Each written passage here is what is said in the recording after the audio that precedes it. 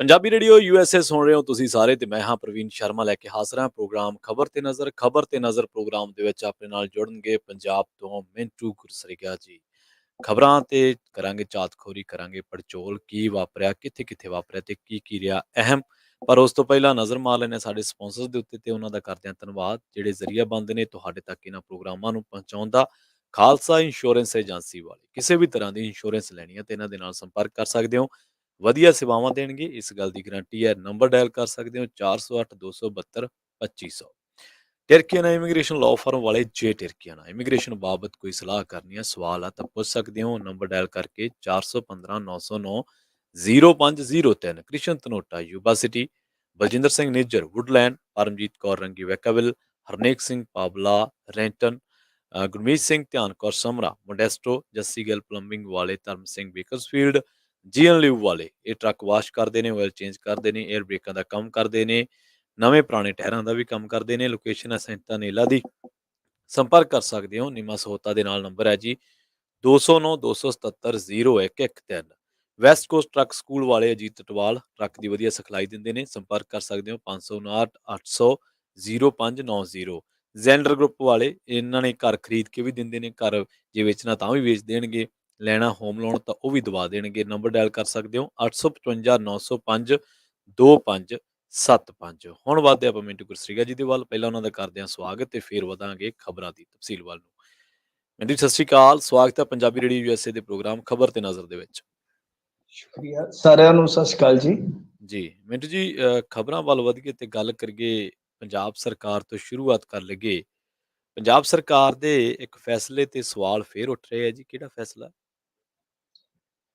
ਹਾਂਜੀ ਬਿਲਕੁਲ ਇਹ ਸਵਾਲ ਜਿਹੜੇ ਆ ਉਹ ਪ੍ਰਗਟ ਸਿੰਘ ਨੇ ਸਭ ਤੋਂ ਪਹਿਲਾਂ ਚੁੱਕਿਆ ਅੱਜ ਸਵੇਰੇ ਪਰ ਉਸ ਤੋਂ ਬਾਅਦ ਵੱਡੀ ਗੱਲ ਇਹ ਹੋਈ ਕਿ ਸੀਐਮ ਆਪਣੇ ਪਿੰਡ ਪਹੁੰਚੇ ਸਤੌਜ ਜਿੱਥੋਂ ਉਹਨਾਂ ਨੇ ਆਪਣੀ ਜ਼ਿੰਦਗੀ ਦਾ ਹਰੇਕ ਸਫ਼ਰ ਸ਼ੁਰੂ ਕੀਤਾ ਹੈ ਤਾਂ ਉੱਥੇ ਉਹਨਾਂ ਨੇ ਜਿਹੜਾ ਪਿਛਲੇ ਦਿਨ ਹੀ ਫੈਸਲਾ ਲਿਆ ਉਹਨੂੰ ਜ਼ਿਆਦਾ ਪ੍ਰਮੋਟ ਕੀਤਾ ਸਤੌਜ ਵਾਸੀਆਂ ਨੂੰ ਕਿਹਾ ਕਿ ਭਾਈ ਤੁਸੀਂ ਸਿੱਧੀ ਬਿਜਾਈ ਵਾਲੇ ਮਾਮਲੇ 'ਚ ਮਿਸਾਲ ਬਣ ਜਾਓ ਮਤਲਬ ਕਿ ਪੂਰਾ ਪੰਜਾਬ ਇੱਥੇ ਆਵੇ ਤੁਹਾਨੂੰ ਪੁੱਛੇ ਕਿ ਹਾਂ ਭਾਈ ਤੁਸੀਂ ਕਮਾਲ ਕਰ ਦਿੱਤੀ ਹੈ ਸੋ ਪੁਰਾਣੀਆਂ ਗੱਲਾਂ ਨੂੰ ਚੇਤੇ ਕੀਤਾ ਤੇ ਨਾਲ ਸਿੱਧੀ ਬਿਜਾਈ ਜਿਹੜਾ ਕਿ ਇਸ ਵੇਲੇ ਇੱਕ ਬੜਾ ਚਰਚਿਤ ਵਿਸ਼ਾ ਹੈ ਤਾਂ ਖੈਰ ਸਿੱਧੀ ਬਿਜਾਈ ਨੂੰ ਕੁਝ ਲੋਕ ਪੁੱਠੀ ਬਿਜਾਈ ਵੀ ਕਹਿੰਦੇ ਕਿ ਪੁੱਠਾ ਪੰਗਾ ਪਰ ਹੁਣ ਦੇਖਣਾ ਹੋਏਗਾ ਕਿ ਕਿੰਨੀ ਕੁ ਬਚਤ ਹੁੰਦੀ ਹੈ ਪਾਣੀ ਦੀ ਕਿਉਂਕਿ ਸੀਐਮ ਨੇ ਸਾਰਾ ਜ਼ੋਰ ਲਾ ਦਿੱਤਾ ਇਹ ਇੱਕ ਫੈਸਲਾ ਦੂਸਰਾ ਫੈਸਲਾ ਜਿਹਦੇ ਤੇ ਸਵਾਲ ਉੱਠਦੇ ਪਏ ਨੇ ਅਸਲ ਦੇ ਵਿੱਚ ਕੀ ਹੈ ਕਿ ਅੱਜ ਇੱਕ ਅਖਬਾਰ ਦੇ ਵਿੱਚ ਖਬਰ ਲੱਗੀ ਆ ਉਹ ਖਬਰ ਕਾਫੀ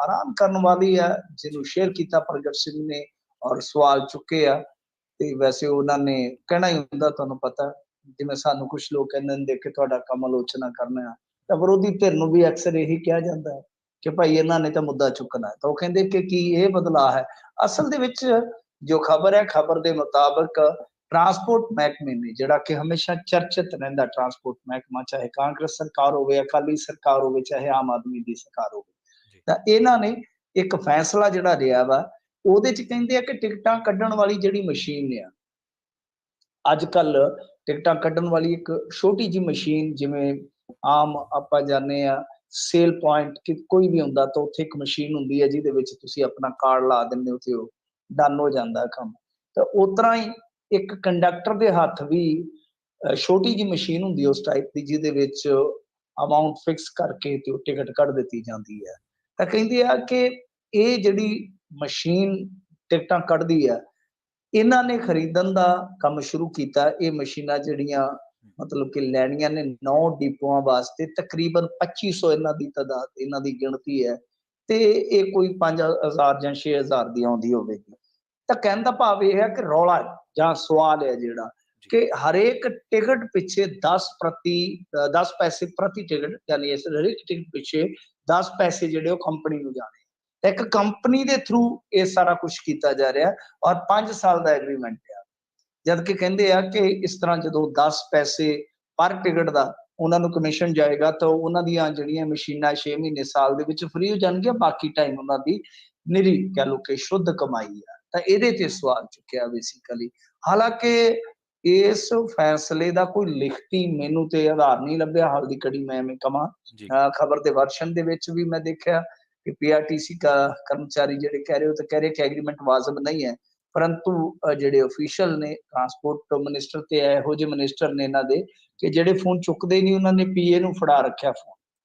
ਜੀ ਉਹਨਾਂ ਦਾ ਪੀਏ ਚੱਤੋ ਪੈਰ ਇੱਕੋ ਗੱਲ ਕਹੀ ਜਾਂਦਾ, ਭਾਵੇਂ ਰਾਤ ਦੇ 1 ਵਜੇ ਕਰ ਲਓ, ਭਾਵੇਂ ਦੁਪਹਿਰ ਦੇ 1 ਵਜੇ ਕਰ ਲਓ, ਸਾਹਿਬ ਮੀਟਿੰਗ ਕਰੀ ਜਾਂਦੇ, ਸਾਹਿਬ ਬਿਜ਼ੀ ਹੈ, ਸਾਹਿਬ ਮੀਟਿੰਗ ਕਰੀ ਜਾਂਦੇ, ਬਸ ਉਹਦੇ ਕੋਲ ਤੇ ਜਵਾਬ ਹੀ ਇੱਕ ਰਟਾਇਆ ਹੈ। ਤਾਂ ਓਦਾਂ ਇਹਨਾਂ ਦੇ ਵਿੱਚ ਜੇ ਆਪਾਂ ਦੇਖੀਏ ਤਾਂ ਕੁਛ ਆਫਿਸਰ ਇਸ ਤਰ੍ਹਾਂ ਦੇ ਹੈਗੇ ਨੇ ਜਿਹੜੇ ਗੱਲਬਾਤ ਕਰ ਲੈਂਦੇ ਆ। ਤਾਂ ਵਰਸ਼ਨ ਦੇ ਮੁਤਾਬਕ ਜੋ ਮਤਲਬ ਬਠਿੰਡਾ ਡਿਪੂ ਦੇ ਜੀਐਮ ਹੈ ਰਮਨ ਕੁਮਾਰ, ਉਹਨਾਂ ਨੇ ਕਿਹਾ ਕਿ ਕੋਈ ਵੀ ਸਕੀਮ ਸਾਡੇ ਧਿਆਨ 'ਚ ਨਹੀਂ ਹੈ। ਸੋ ਇਸ ਕਰਕੇ ਸਵਾਲ ਜ਼ਰੂਰ ਆਪੋਜੀਸ਼ਨ ਚੁੱਕ ਰਿਹਾ, ਪਰ ਕੋਈ ਲਿਖਤੀ ਆਧਾਰ ਮੈਨੂੰ ਹਾਲ ਦੀ ਘੜੀ ਨਜ਼ਰ ਨਹੀਂ ਆਇਆ। ਮੈਂ ਖੁਦ ਵੀ ਇਹਨੂੰ ਥੋੜਾ ਖੋਜਣ ਦੀ, ਥੋੜਾ ਪਾਲਣ ਦੀ ਕੋਸ਼ਿਸ਼ ਕੀਤੀ ਹੈ, ਪਰੰਤੂ ਲਿਖਤੀ ਆਧਾਰ ਨਹੀਂ ਹੈ।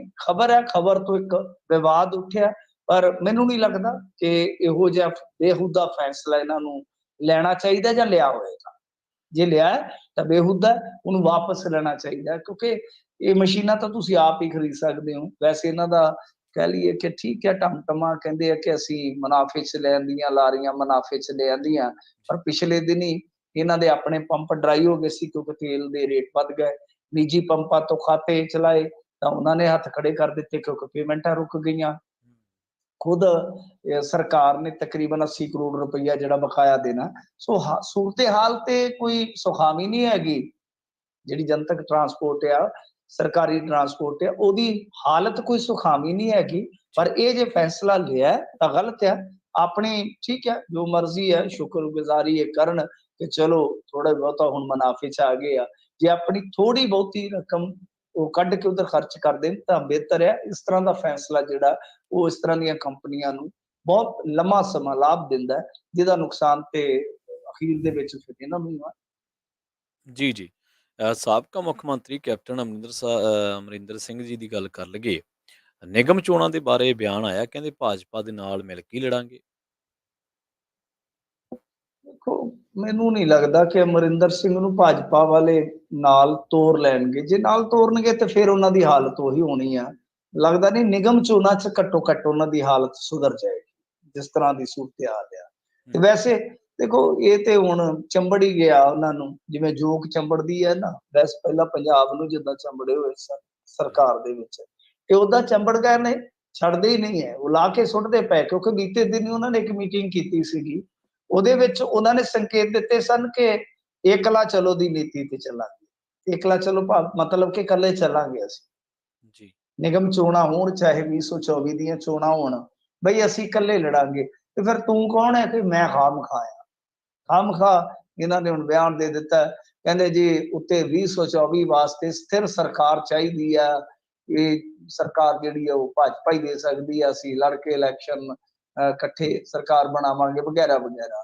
ਫਿਰ ਨਾਲ ਇਹਨਾਂ ਨੇ ਸਾਬਕਾ ਮੁੱਖ ਮੰਤਰੀ ਸਾਹਿਬ ਨੇ, ਤੁਹਾਨੂੰ ਪਤਾ ਹੀ ਹੈ, ਲੱਕੋ ਲੈਣਾ ਹੀ ਆ ਜਿਹੜੀ ਸੱਤਾਧਾਰੀ ਧਿਰ ਆ। ਉਹਨਾਂ ਨੇ ਕਿਹਾ ਕਿ ਪੰਜਾਬੀਆਂ ਦੀ ਤਾਕਤ ਤੇ ਅਧਿਕਾਰ ਨੂੰ ਖੋ ਕੇ ਉਹਨਾਂ ਨੂੰ ਮਤਲਬ ਕਿ ਮਾਨ ਤੌਰ ਤੇ ਜੋ ਸਵੈਮਾਨ ਹੁੰਦਾ ਹੈ, ਮਾਨ ਤੌਰ ਤੇ ਠੇਸ ਪਹੁੰਚਾਈ ਹੈ। ਕੇਜਰੀਵਾਲ ਵਰਗੇ ਕਹਿੰਦੇ ਕਿ ਬਾਹਰੀ ਵਿਅਕਤੀ ਨੂੰ, ਦਿੱਲੀ ਤੋਂ ਸਰਕਾਰ ਚਲਾਉਣ ਵਾਲੇ ਨੂੰ ਪੰਜਾਬੀ ਜਿਹੜੇ ਕਦੇ ਬਰਦਾਸ਼ਤ ਨਹੀਂ ਕਰਨਗੇ। ਇਸ ਤਰ੍ਹਾਂ ਦੇ ਉਹਨਾਂ ਦੇ ਬਿਆਨਾਤ ਨੇ।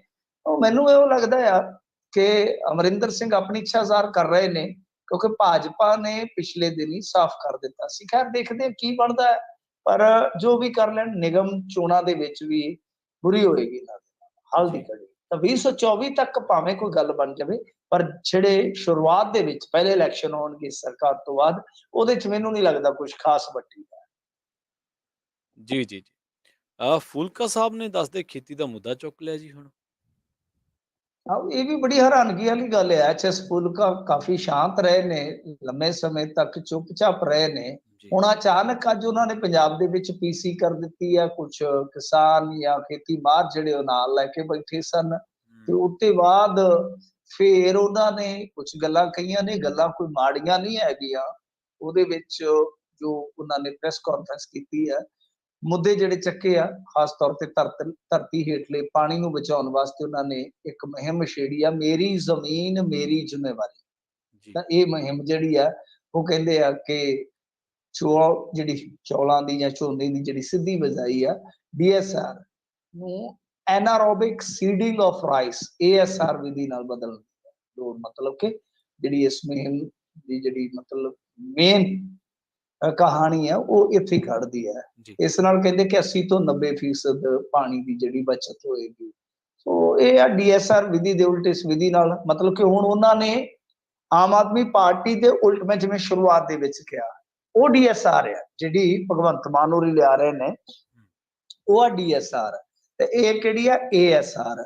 ਇਹਦੇ ਚ ਬੁਨਿਆਦੀ ਫਰਕ ਇਹ ਹੁੰਦਾ ਹੈ ਕਿ ਜਿੱਦਾਂ ਮਤਲਬ ਕਿ ਆਕਸੀਜਨ ਪੈਲੀ ਦੀ ਆਕਸੀਜਨ ਬੰਦ ਕਰ ਦਿੱਤੀ ਜਾਂਦੀ ਹੈ ਤੇ ਨਦੀਨ ਵਗੈਰਾ ਜਿਹਦੇ ਨਾਲ ਨਹੀਂ ਉੱਗਦੇ ਕਿਉਂਕਿ ਝੋਨਾ ਇੱਕ ਐਸੀ ਫਸਲ ਆ ਆਕਸੀਜਨ ਹੋਵੇ ਤਦ ਵੀ ਤੇ ਆਕਸੀਜਨ ਨਾ ਹੋਵੇ ਤਦ ਵੀ ਦੋਨਾਂ ਹੀ ਸੂਰਤਾਂ ਦੇ ਵਿੱਚ ਉਹ ਫਲਦਾ ਹੈ। ਉਹ ਕਹਿਣ ਦਾ ਮਤਲਬ ਕਿ ਇੱਕ ਬੁਨਿਆਦੀ ਜੇ ਫਰਕ ਨੇ ਵੈਸੇ ਮੈਂ ਬਹੁਤਾ ਤਾਂ ਨਹੀਂ ਜਾਣਦਾ ਜਿੰਨਾ ਕੁ ਮੈਨੂੰ ਪਤਾ ਮੈਂ ਤੁਹਾਨੂੰ ਦੱਸਣ ਦਾ ਯਤਨ ਕੀਤਾ ਬਾਕੀ ਤਾਂ ਬਈ ਸਰਚ ਕਰ ਲੈਣਾ ਕੀ ਕਹਾਣੀ ਹੈ। ਮੈਨੂੰ ਤੇ ਇੰਨੀ ਕੁ ਸਮਝ ਲੱਗੀ ਹੈ ਖਬਰ ਦੇ ਮੁਤਾਬਕ ਕਿ ਇੱਕ ਮਤਲਬ ਕਿ ਉਹਦੇ ਤੋਂ ਉਲਟ ਜਿਵੇਂ ਝੋਨੇ ਦੀ ਲੁਆਈ ਦੇ ਉਲਟ ਆ ਗਿਆ ਜਿਹੜੀ ਹੱਥ ਦੇ ਨਾਲ ਆਪਾਂ ਲੁਆਈ ਕਰਦੇ ਆ ਉਹਦੇ ਉਲਟ ਉਹਨਾਂ ਨੇ ਫਾਰਮੂਲਾ ਲਿਆਂਦਾ ਕਿਹੜਾ DSR ਤੇ ਇਹਨਾਂ ਨੇ ਅੱਗੋਂ ਕਿਹੜਾ ਕੱਢ ਲਿਆਂਦਾ ਐਨਾਰੋਬਿਕ ਸੀਡਿੰਗ ਆਫ ਰਾਈਸ ASR ਜੀ। ਤੇ ਕਹਿੰਦੇ ਵੀ ਆਹ ਦਰੁਸਤ 80-90% ਪਾਣੀ ਬਚੇਗਾ ਉਹਦੇ ਨਾਲ 30% ਬਚਦਾ। ਖੈਰ ਇਹ ਮੁੱਦਾ ਹੈਗਾ ਜੇ ਤੁਸੀਂ ਉਹ DSR ਵਾਲੀ ਵੀ ਦੇਖੋਗੇ ਨਾ ਉਹਦੇ ਵਿੱਚ ਵੀ ਮੈਨੂੰ ਯਾਦ ਹੈ ਕੂਕਲ ਸਾਹਿਬ ਜਿਹੜੇ ਭੂਜਲ ਅਥਾਰਟੀ ਦੇ ਮੈਂਬਰ ਆ ਤੇ ਜਿਹੜੇ ਦਲੇਰ ਸਿੰਘ ਖੋਜ ਕਰਤਾ ਦੋਨਾਂ ਦੇ ਆਪਸੀ ਮਤਭੇਦ ਨੇ ਵਿਚਾਰਾਂ ਦੇ। ਕੂਕਲ ਸਾਹਿਬ ਕਹਿੰਦੇ ਕਿ ਰੇਤਲੀ ਜ਼ਮੀਨ ਦੇ ਵਿੱਚ ਪਾਣੀ ਵੱਧ ਖਾਏਗਾ ਇਹ DSR ਤਾਂ ਦੂਸਰੇ ਪਾਸੇ ਉਹ ਕਹਿੰਦੇ ਆ ਕਿ ਨਹੀਂ ਉਹ ਗੁੰਮਰਾਹ ਕਰ ਰਹੇ ਨੇ। ਇਹ ਬਹਿਸ ਅੱਜ ਦੀ ਨਹੀਂ ਚੱਲਦੀ ਲੰਮੇਰੀ ਬਹਿਸ ਹੈ ਤਾਂ ਇਹ ਹੁਣ ਜਿਹੜੀ ਹੈ ASR ਇਹਦੇ ਤੇ ਜਿਹੜੇ ਓਪੀਨੀਅਨ ਆਉਣਗੇ ਉਹਨਾਂ ਤੇ ਨਜ਼ਰ ਰਹੇਗੀ। ਸੋ ਇਹ ਇੱਕ ਹੈਰਾਨ ਕਰਨ ਵਾਲੀ ਗੱਲ ਆ ਕਿ ਫੂਲਕਾ ਸਾਹਿਬ ਐਨ ਮੌਕੇ ਤੇ ਉਹਨਾਂ ਦੀ ਸਕੀਮ ਦੇ ਉਲਟ ਇੱਕ ਸਕੀਮ ਕੱਢ ਲਿਆ ਜਾਂ ਕਹਿ ਲਓ ਖੋਜ ਕੱਢ ਲਿਆ ਔਰ ਇਹ ਉਦੋਂ ਹੈ ਜਦੋਂ ਇੱਕ ਤਰ੍ਹਾਂ ਨਾਲ ਕਹਿ ਲਓ ਕਿ ਭਾਜਪਾ ਜਿਹੜੀ ਆ ਕੁਝ ਕਮਰ ਕੱਸਾ ਕੱਸ ਰਹੀ ਹੈ ਇੱਕ ਤਾਂ ਸਰਕਾਰ ਨੂੰ ਘੇਰਨ ਵਾਸਤੇ ਇੱਕ ਮਤਲਬ ਕਿ ਆਪਣੇ ਢਾਂਚੇ ਦੇ ਵਿੱਚ ਬਹੁਤ ਵੱਡੀ ਤਬਦੀਲੀ ਕਰਨ ਲਈ ਤਾਂ ਉਹਨਾਂ ਦੀ ਜਿੰਨੀ ਕੁ ਜਾਣਕਾਰੀ ਹੈ ਮੈਨੂੰ ਜੋ ਲੱਭ ਰਹੇ ਨੇ ਚਿਹਰਾ ਕਿ ਕਿਸਾਨੀ ਆਧਾਰਿਤ ਚਿਹਰਾ ਜਿਹੜਾ ਉਹ ਦਿੱਤਾ ਜਾਵੇ ਜਦੋਂ ਵੀ ਪੰਜਾਬ ਪ੍ਰਧਾਨ ਬਣਾਇਆ ਜਾਏਗਾ। ਹਾਲਾਂਕਿ ਮੌਜੂਦਾ ਪ੍ਰਧਾਨ ਦਾ ਕਾਰਜਕਾਲ ਮੈਨੂੰ ਲੱਗਦਾ ਜੇ ਮੈਂ ਨਹੀਂ ਭੁੱਲਦਾ ਤੇ ਅਗਲੇ ਸਾਲ ਤੱਕ ਆ 23 ਦੇ ਜਨਵਰੀ ਤੱਕ ਹੈ ਸ਼ਾਇਦ ਤਾਂ ਉਹ ਜਦੋਂ ਵੀ ਪ੍ਰਧਾਨ ਬਦਲਣਗੇ ਤਾਂ ਇੱਕ ਕਿਸਾਨੀ ਬੈਕਗ੍ਰਾਉਂਡ ਵਾਲਾ ਚਿਹਰਾ ਦੇਣ ਦਾ ਯਤਨ ਕਰਨ। ਜੀ ਇਹ ਹੁਣ ਆਪਣੇ ਆਪਣੇ ਵਿੱਚ ਹੈਰਾਨਗੀ ਹੁੰਦੀ ਹੈ ਕਿ ਇੱਥੇ ਸੁਸਾਈਡ ਹੁੰਦੀਆਂ ਨੇ ਬਹੁਤ ਸਾਰੇ ਹੋਰ ਮੁੱਦੇ ਕਿਸਾਨਾਂ ਦੇ ਜਿਹੜੇ ਆ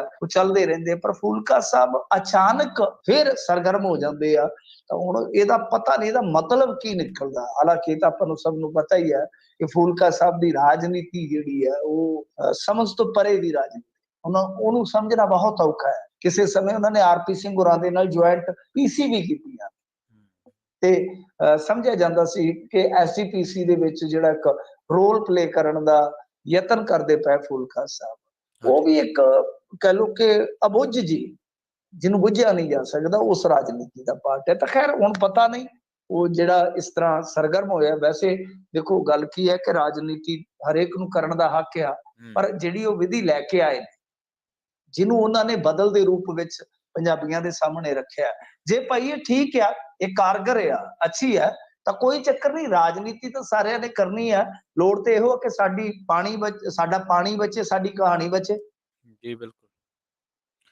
ਅੱਛਾ ਮਿੰਟੂ ਜੀ ਇੱਕ ਗੱਲ ਦੱਸੋ ਵੀ ਜਿਹੜੇ ਸਿਆਸਤਦਾਨ ਆ ਉਹਨਾਂ ਦੇ ਪੋਸਟਰ ਤਾਂ ਲੱਗਦੇ ਰਹਿੰਦੇ ਆ ਹਮੇਸ਼ਾ ਪਰ ਸਿਮਰਜੀਤ ਬੈਂਸ ਤੇ ਉਹਨਾਂ ਦੇ ਸਾਥੀਆਂ ਦੇ ਪੋਸਟਰ ਲੱਗ ਗਿਆ ਪਰ ਉਹ ਚੋਣਾਂ ਵਾਲੇ ਜਾਂ ਤਰੱਕੀ ਵਾਲੇ ਪੋਸਟਰ ਨਹੀਂ ਗੇ ਜਿਨ੍ਹਾਂ ਤੇ ਹੱਥ ਬੰਨੇ ਹੁੰਦੇ ਪੋਸਟਰ ਕੁਝ ਹੋਰ ਹੀ ਕਹਿੰਦੇ। देखो देखो गाना आया सीगा ये खबर छपवा दो अखबार में पोस्टर लगवा दो बाजार में तो ये पोस्टर ਜਿਹੜੇ ਬਾਜ਼ਾਰ ਚ ਲੱਗਦੇ ਆ ਨਾ ਪੋਸਟਰ ਦੇਖੋ ਦੋ ਤਰ੍ਹਾਂ ਦੇ ਨਹੀਂ ਕਈ ਤਰ੍ਹਾਂ ਦੇ ਹੋਣਗੇ ਵੈਸੇ ਤਾਂ ਰਾਜਨੀਤਿਕ ਬੰਦਿਆਂ ਦੇ ਪੋਸਟਰ ਜਿਹੜੇ ਹੁੰਦੇ ਆ ਆਮ ਤੌਰ ਤੇ ਜਾਂ ਤਾਂ ਉਹਨਾਂ ਦੇ ਹੱਥ ਬੰਨਿਆਂ ਵਾਲੇ ਕਿ ਵੋਟ ਪਾਓ ਤੇ ਕਈ ਵਾਰ ਗੁੰਮਸ਼ੁਦਾ ਦੇ ਵੀ ਲੱਗ ਜਾਂਦੇ ਆ ਕਿ ਗੁੰਮ ਹੈ ਮੁਹੱਬਤ ਗੁੰਮ ਹੈ ਇਹ ਕਈ ਵਾਰ ਫਿਰ ਇਹ ਵੀ ਲੱਗ ਜਾਂਦੇ ਨੇ ਪੰਜਾਬ ਦੀ ਰਾਜਨੀਤੀ ਜਾਂ ਭਾਰਤ ਦੀ ਰਾਜਨੀਤੀ ਇੱਥੇ ਜਿਹੜੇ ਨੁਮਾਇੰਦੇ ਹੁੰਦੇ ਆ ਉਹਨਾਂ ਦੇ ਭਗੌੜਿਆਂ ਦੇ ਲੱਗ ਜਾਂਦੇ। ਇਹ ਪਹਿਲੀ ਵਾਰ ਨਹੀਂ ਹੋਇਆ ਵੈਸੇ ਪੰਜਾਬੀ ਰਾਜਨੀਤੀ 'ਚ, ਸ਼ਾਇਦ ਅੱਗੇ ਵੀ ਹੋਇਆ ਹੋਵੇ ਸਾਡੀ ਸੰਭਾਲਾ ਤੋਂ ਪਹਿਲਾਂ, ਜਾਂ ਸਾਡੀ ਅਣਜਾਣਤਾ ਹੋਵੇ ਕਿ ਅਸੀਂ ਨਾ ਜਾਣਦੇ ਹੋਈਏ। ਪਰ ਇਹ ਇੱਕ ਤਰ੍ਹਾਂ ਨਾਲ ਕਹਿ ਲਓ ਕਿ ਬਹੁਤ ਵੱਡਾ ਝਟਕਾ ਹੈ ਕਿ ਬੈਂਸ ਦੇ ਕੁਛ ਮੇਰੇ ਖਿਆਲ ਦੇ ਨਾਲ ਕਰੀਬੀ ਰਿਸ਼ਤੇਦਾਰ ਵੀ ਨੇ, ਉਹਦੇ ਵਿੱਚ ਉਹਦੇ ਭਰਾ ਪਤਾ ਨਹੀਂ ਇੱਕ ਕਿ ਦੋ ਹੈ, ਉਹ ਦੋ ਜਨਾਨੀਆਂ, ਤਾਂ ਕੁੱਲ ਮਿਲਾ ਕੇ 6 ਜਣਿਆਂ ਦਾ ਪੋਸਟਰ ਜਿਹੜਾ ਪੀਓ ਵਾਲਾ ਲੱਗਿਆ। ਤਾਂ ਇੱਕ ਦਿਨ ਮੈਂ ਅੱਗੇ ਦੱਸ ਦਿੱਤਾ ਸੀਗਾ, ਇੱਕ ਤਰ੍ਹਾਂ ਨਾਲ ਭੰਬਲ ਭੂਸਾ ਸੀਗਾ ਕਿ ਬਈ ਇਹਨਾਂ ਤੇ ਇੱਕ ਨਵਾਂ ਕੇਸ ਰਜਿਸਟਰਡ ਹੋਇਆ। ਤਾਂ ਮੈਂ ਦੱਸਿਆ ਸੀਗਾ ਕਿ ਪੀਓ ਦੀ ਪ੍ਰਕਿਰਿਆ ਹੈ ਜੀ, ਇਹ ਇੱਕ ਪੀਓ ਦੀ ਪ੍ਰਕਿਰਿਆ ਹੁੰਦੀ ਹੈ। ਉਸ ਤੋਂ ਬਾਅਦ ਬੰਦੇ ਨੂੰ ਭਗੌੜਾ ਐਲਾਨ ਦਿੰਦੇ ਨੇ। ਤਾਂ ਹੁਣ ਭਗੌੜਾ ਐਲਾਨ ਦਿੱਤਾ ਤਾਂ ਪੋਸਟਰ ਜਿਹੜੇ ਉਹ ਲੱਗ ਹੀ ਜਾਣੇ ਆ ਕਿ ਇਹ ਬੰਦੇ ਭਗੌੜੇ ਨੇ। ਤਾਂ ਕੇਸ ਜਿਹੜਾ ਉਹ ਪਤਾ ਹੀ ਹੈ ਸਭ ਨੂੰ ਕਿ ਜਿਹਦੇ 'ਚ ਚਾਰਜਸ਼ੀਟ ਫਾਈਲ ਹੋ ਚੁੱਕੀ ਆ।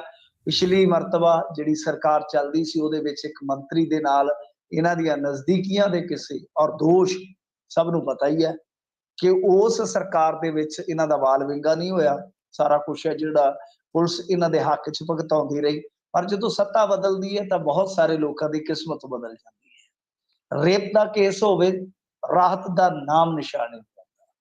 ਜਿਵੇਂ ਐਨਡੀਪੀਐਸ ਦੇ ਵਿੱਚ, ਉਵੇਂ ਰੇਪ ਦੇ ਵਿੱਚ ਕੋਈ ਰਾਹਤ ਨਹੀਂ ਹੁੰਦੀ। ਤੁਹਾਨੂੰ ਅੰਦਰ ਕੈਦ ਕੱਟਣੀ ਪਏਗੀ, ਥੋੜਾ ਸਮਾਂ ਤੁਹਾਨੂੰ ਜੇਲ੍ਹ ਕੱਟਣੀ ਪਏਗੀ, ਉਸ ਤੋਂ ਬਾਅਦ ਹੀ ਜ਼ਮਾਨਤ ਵਗੈਰਾ ਹੋਊਗੀ।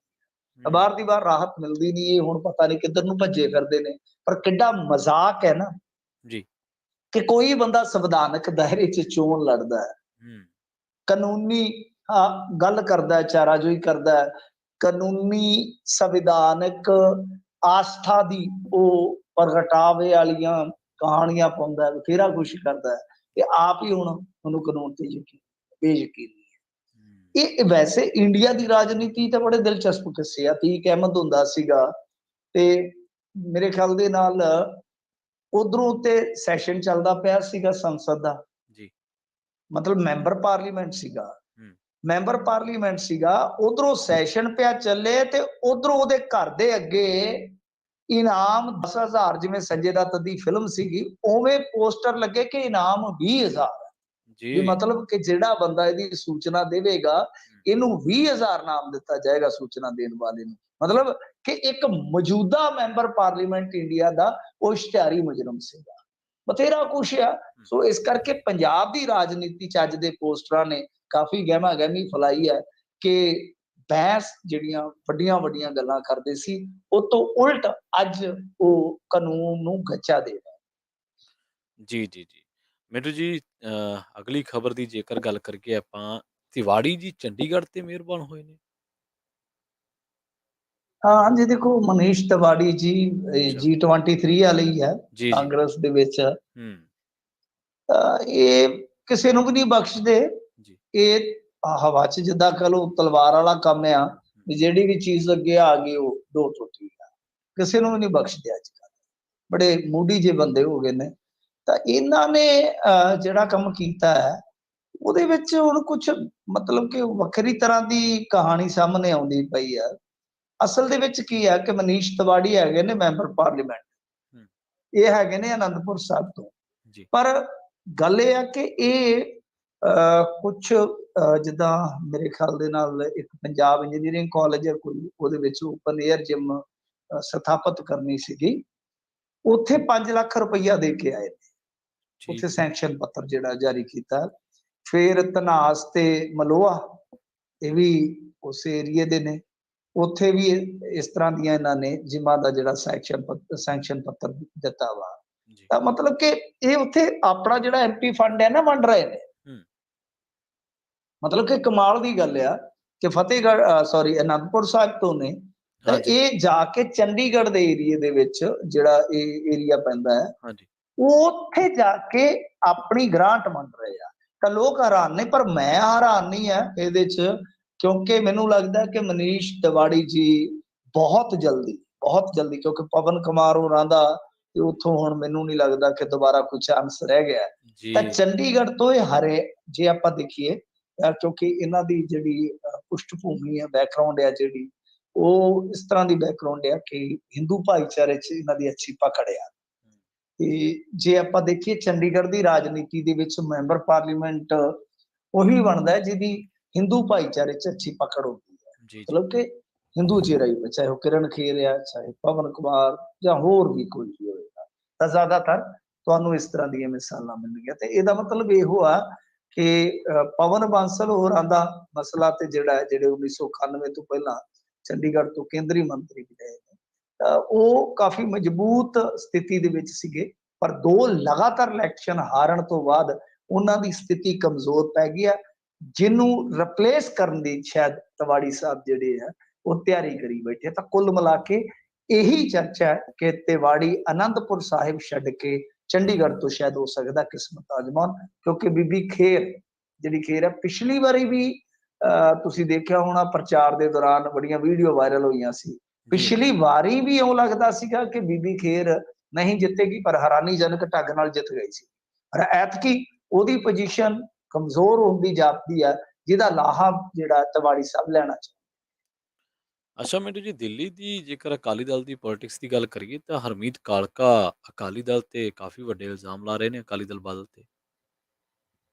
ਦੇਖੋ, ਇਹਨਾਂ ਨੇ ਇਲਜ਼ਾਮ ਲਾ ਕੇ ਤੇ ਬਹੁਤ ਸਥਿਤੀ ਗੁੰਝਲਦਾਰ ਤੇ ਕਸੂਤੀ ਕਰ ਦਿੱਤੀ ਹੈ। ਜੀ, ਉੱਥੇ ਇਲਜ਼ਾਮ ਲਾਏ ਕਿਹਨਾਂ ਨੇ ਨਹੀਂ।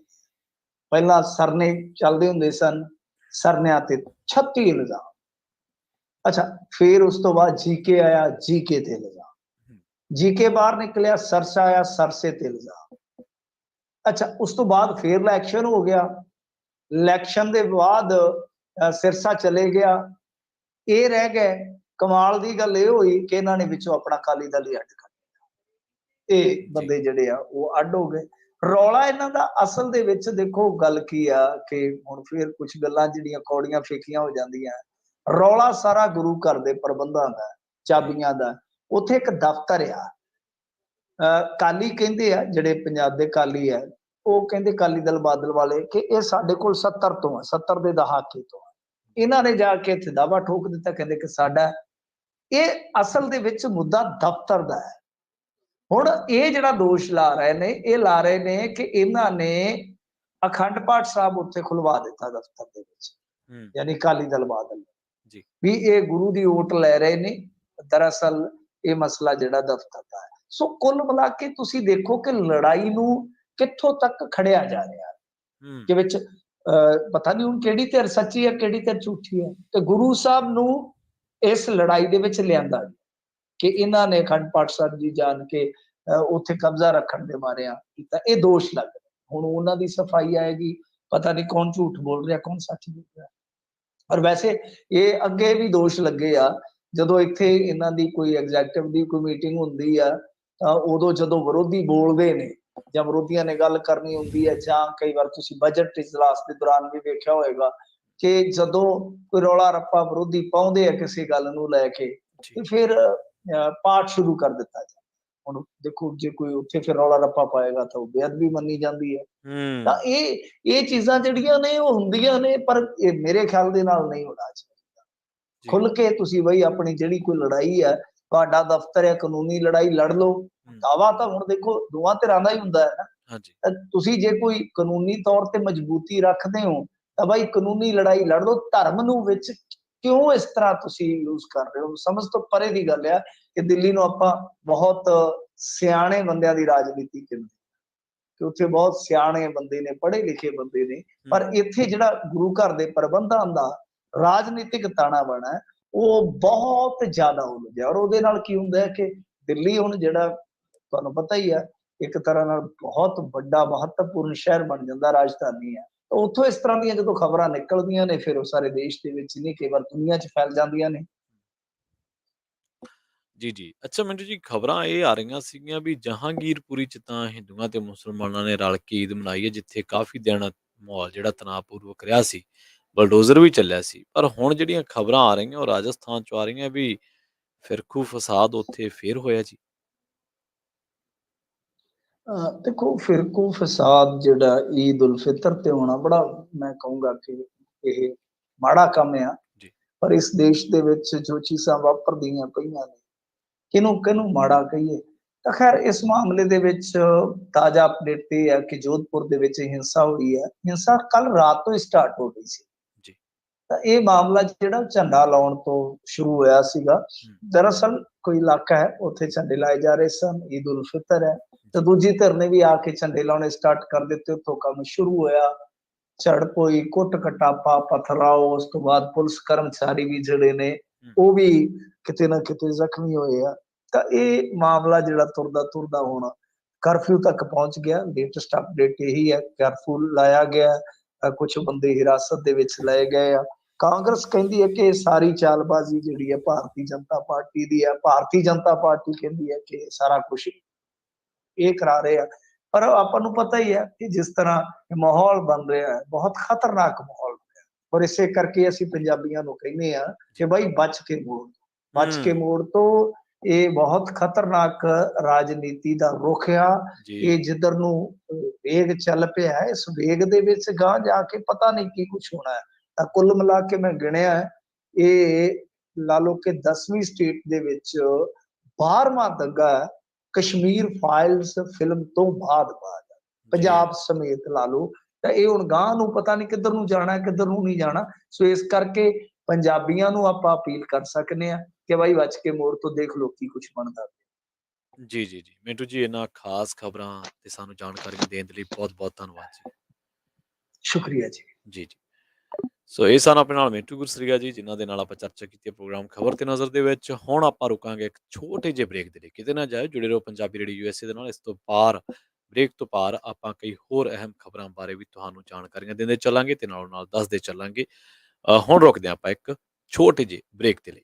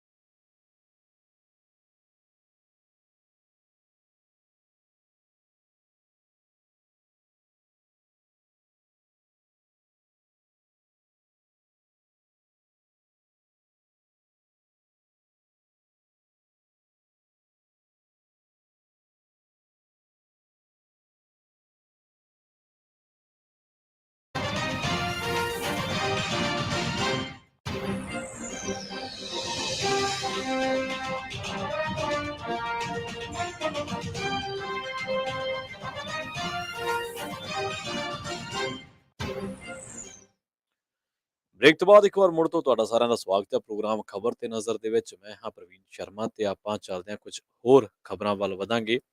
ਹੁਣੇ ਖਬਰ ਕਰਕੇ ਹਟੇ ਹਾਂ ਜੋਧਪੁਰ ਦੀ ਵਿੱਚ, ਜਿੱਥੇ ਈਦ ਦੇ ਮੌਕੇ ਫਿਰਕੂ ਤਣਾਅ, ਫਿਰਕੂ ਫਸਾਦ ਵੱਧ ਗਿਆ ਸੀ ਔਰ ਇੱਕ ਫਿਲਮ ਦੀ ਕਸ਼ਮੀਰ ਫਾਈਲਸ ਤੋਂ ਬਾਅਦ ਲਗਾਤਾਰ ਭਾਰਤ ਦੇ ਵਿੱਚ ਫਿਰਕੂ ਤਣਾਅ ਦੇ ਮਾਹੌਲ ਬਣੇ ਹੋਏ ਨੇ। ਔਰ ਕਮਾਲ ਦੀ ਗੱਲ ਇਹ ਹੈ ਕਿ ਇਹ ਫਿਲਮ ਉੱਚ ਜਿਹੜੇ ਅਹੁਦਿਆਂ ਤੇ ਬੈਠੇ ਲੋਕ ਨੇ ਜਾਂ ਬੀਜੇਪੀ ਨਾਲ ਜਿਹੜੇ ਤਾਲੁਕਾਤ ਰੱਖਦੇ ਲੋਕ ਨੇ, ਬੀਜੇਪੀ ਨਾਲ ਜੁੜੇ ਲੋਕ ਨੇ, ਲੀਡਰ ਨੇ, ਨੇਤਾ ਨੇ, ਉਹਨਾਂ ਵੱਲੋਂ ਲਗਾਤਾਰ ਪ੍ਰਮੋਟ ਕੀਤੀ ਜਾ ਰਹੀ ਹੈ। ਪਰ ਅਸੀਂ ਡੇ 1 ਤੋਂ ਕਹਿ ਰਹੇ ਹਾਂ ਕਿ ਇਹ ਫਿਲਮ ਨਹੀਂ ਹੈ।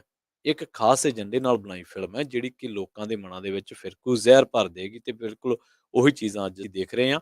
ਪਰ ਇਹਨਾਂ ਚੀਜ਼ਾਂ ਉੱਤੇ ਰੋਕ ਲੱਗਣੀ ਚਾਹੀਦੀ ਹੈ। ਸਰਕਾਰ ਦਾ, ਏਜੰਸੀਆਂ ਦਾ, ਪੁਲਿਸ ਫੋਰਸਿਸ ਦਾ ਜੋ ਕੰਮ ਹੈ, ਉਹਨਾਂ ਨੂੰ ਆਪਣਾ ਚੰਗੇ ਤਰੀਕੇ ਨਾਲ ਕੰਮ ਕਰਨਾ ਚਾਹੀਦਾ। ਕੁਝ ਸਮਾਜਿਕ ਲੋਕਾਂ ਨੂੰ ਵੀ ਇਹਨਾਂ ਚੀਜ਼ਾਂ ਤੇ ਪਹਿਲ ਕਰਦਿਆਂ ਜਿਹੜਾ ਸਦਭਾਵਨਾ ਦਾ ਮਾਹੌਲ ਆ ਉਹ ਕਾਇਮ ਕਰਨਾ ਚਾਹੀਦਾ। ਖੈਰ, ਨਵੀਂ ਦਿੱਲੀ ਦਾ ਰੁਖ ਕਰਾਂਗੇ ਆਪਾਂ, ਜਿੱਥੇ ਜਹਾਂਗੀਰਪੁਰੀ ਦੇ ਵਿੱਚ ਕੁਝ ਦਿਨ ਪਹਿਲਾਂ ਅ, ਗਣੇਸ਼ ਮਾਫ ਕਰਨਾ ਰਾਮਨੌਮੀ ਤੋਂ ਬਾਅਦ ਹਨੂੰਮਾਨ ਜਯੰਤੀ ਦੇ ਮੌਕੇ ਜਿਹੜੀਆਂ ਸ਼ੋਭਾ ਯਾਤਰਾਵਾਂ ਕੱਢੀਆਂ ਜਾ ਰਹੀਆਂ ਸੀ, ਉਦੋਂ ਬਾਅਦ ਫਿਰਕੂ ਤਣਾਅ ਦਾ ਮਾਹੌਲ ਬਣ ਗਿਆ ਸੀ। ਫਿਰ ਬਲਡੋਜ਼ਰ ਚੱਲਿਆ, ਆਪਾਂ ਉਹ ਵੀ ਖਬਰਾਂ ਸਾਰਿਆਂ ਨੇ ਸੁਣੀਆਂ ਵੇਖੀਆਂ।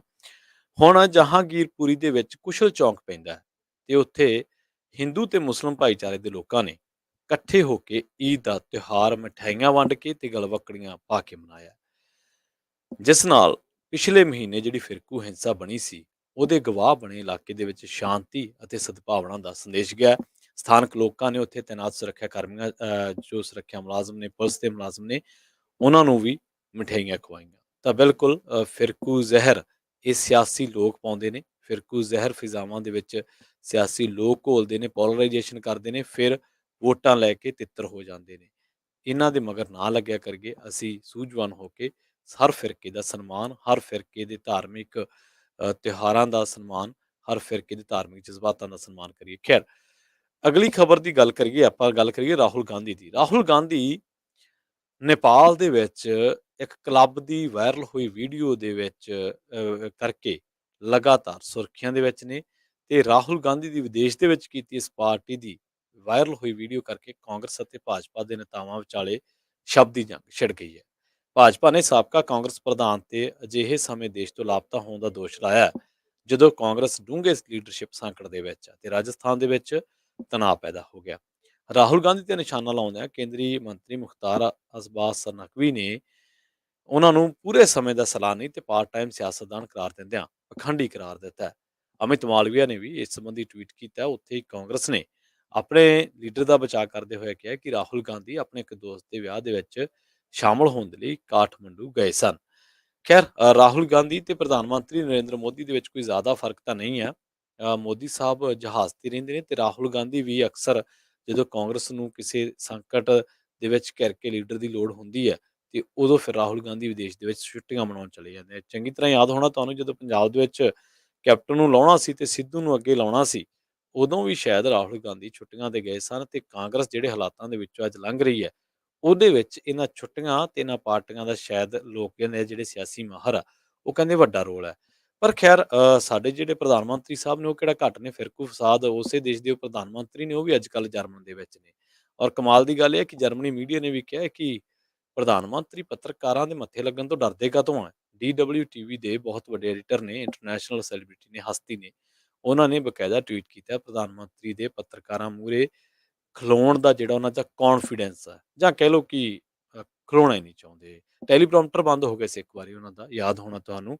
ਉਦੋਂ ਉਹਨਾਂ ਤੋਂ ਅਗਲਾ ਸ਼ਬਦ ਨਹੀਂ ਸੀ ਬੋਲਿਆ ਗਿਆ ਤੇ ਜਦ ਕਿ ਜੇ ਉਹਨਾਂ ਨੇ ਸਪੀਚ ਦੇਣੀ ਹੋਵੇ ਜਾਂ ਉਹਨਾਂ ਨੇ ਪੰਜਾਬ ਦੇ ਕਿਸਾਨਾਂ ਨੂੰ ਅੰਦੋਲਨ ਜੀਵੀ ਕਹਿਣਾ ਹੋਵੇ ਲੋਕ ਸਭਾ ਦੇ ਵਿੱਚ, ਤਾਂ ਫਿਰ ਉਹ 5-5 6-6 ਘੰਟੇ ਵੀ ਬੋਲ ਜਾਂਦੇ। ਸੋ ਖੈਰ, ਰਾਹੁਲ ਗਾਂਧੀ ਦੀ ਇਸ ਵੀਡੀਓ, ਵਾਇਰਲ ਹੋਈ ਵੀਡੀਓ ਤੇ BBC ਨੇ ਇੱਕ ਖੋਜ ਕੀਤੀ ਹੈ। ਹਾਲਾਂਕਿ ਆਪਣਾ ਇਹ ਮਸਲਾ ਨਹੀਂ ਹੈ ਕਿ ਰਾਹੁਲ ਗਾਂਧੀ ਦੀ ਮਗਰ ਜਾ ਕੇ ਉਹਦੀ ਖੋਜ ਕਰਦੇ ਰਹੀਏ, ਪਰ BBC ਨੇ ਜਿਹੜੀ ਰਿਪੋਰਟ ਸ਼ਾਇਰ ਕੀਤੀ ਹੈ ਉਹ ਕੁਝ ਹੋਰ ਚੀਜ਼ਾਂ ਨੇ। ਉਹ ਕਹਿੰਦੇ ਕਿ ਰਾਹੁਲ ਗਾਂਧੀ ਇੱਕ ਨੇਪਾਲ ਦੇ ਵਿੱਚ ਗਏ ਸਨ। ਉਹਨਾਂ ਦੇ ਇੱਕ ਮਿੱਤਰ ਦਾ ਵਿਆਹ ਸੀ ਉੱਥੇ ਤੇ ਉਹ ਦੋਸਤ ਦੇ ਵਿਆਹ ਸਮਾਗਮ ਦੇ ਵਿੱਚ ਸ਼ਾਮਲ ਹੋਣ ਲਈ ਗਏ ਸਨ। ਕਾਂਗਰਸ ਨੇ ਤਾਂ ਇੱਥੋਂ ਤੱਕ ਕਿਹਾ ਕਿ ਰਾਹੁਲ ਗਾਂਧੀ PM ਮੋਦੀ ਵਾਂਗੂ ਨਹੀਂ ਗਏ, ਬਿਨਾਂ ਬੁਲਾਏ ਮਹਿਮਾਨ ਵਜੋਂ ਪਾਕਿਸਤਾਨ ਦੇ ਵਜ਼ੀਰ ਆਜ਼ਮ ਕੋਲ ਕੇਕ ਕੱਟਣ ਲਈ ਚਲੇ ਜਾਣ। ਸੋ ਇਸ ਤੇ ਜਿਹੜੀ ਸਿਆਸਤ ਆ ਉਹ ਸ਼ੁਰੂ ਹੋ ਚੁੱਕੀ ਹੈ ਤੇ ਆਪਾਂ ਅਗਲੀ ਖਬਰ ਵੱਲ ਵਧੀਏ ਤੇ ਗੱਲ ਕਰੀਏ ਯੂਪੀ ਦੀ। ਯੂਪੀ ਦੇ ਕਾਸਗੰਜ ਦੇ ਵਿੱਚ ਕਿਆਮਗੰਜ ਰੋਡ ਤੇ ਬਲੈਰੋ ਤੇ ਟੈਂਪੂ ਦੀ ਟੱਕਰ ਹੋ ਗਈ ਸੀ ਤੇ ਇਸ ਦਰਦਨਾਕ ਸੜਕ ਹਾਦਸੇ ਦੇ ਵਿੱਚ 7 ਜਣਿਆਂ ਦੀ ਮੌਤ ਹੋ ਗਈ। ਇਹਨਾਂ ਦੇ ਵਿੱਚ ਜ਼ਿਆਦਾਤਰ ਔਰਤਾਂ ਸਨ। ਹਾਦਸੇ ਦੇ ਵਿੱਚ 8 ਜਣੇ ਜ਼ਖਮੀ ਦੱਸੇ ਗਏ ਨੇ। ਮਰਨ ਵਾਲੇ ਸਾਰੇ ਟੈਂਪੂ ਦੇ ਵਿੱਚ ਸਵਾਰ ਸਨ ਤੇ ਟੱਕਰ ਇੰਨੀ ਜ਼ਬਰਦਸਤ ਸੀਗੀ ਕਿ ਟੈਂਪੂ ਪੂਰੀ ਤਰ੍ਹਾਂ ਤਬਾਹ ਹੋ ਗਿਆ। ਟੈਂਪੂ ਦੇ ਵਿੱਚ ਸਵਾਰ ਲੋਕ ਕਿਸੇ ਸਤਸੰਗ ਦੇ ਵਿੱਚ ਸ਼ਾਮਲ ਹੋਣ ਦੇ ਲਈ ਜਾ ਰਹੇ ਸਨ। ਮੁੱਖ ਮੰਤਰੀ ਯੋਗੀ ਆਦਿੱਤਿਆਨਾਥ ਨੇ ਘਟਨਾ ਤੇ ਦੁੱਖ ਦਾ ਪ੍ਰਗਟਾਵਾ ਕੀਤਾ ਤੇ ਸਬੰਧਤ ਅਧਿਕਾਰੀਆਂ ਨੂੰ ਜ਼ਖਮੀਆਂ ਦਾ ਸਹੀ ਇਲਾਜ ਯਕੀਨੀ ਬਣਾਉਣ ਦੇ ਨਿਰਦੇਸ਼ ਦਿੱਤੇ ਨੇ।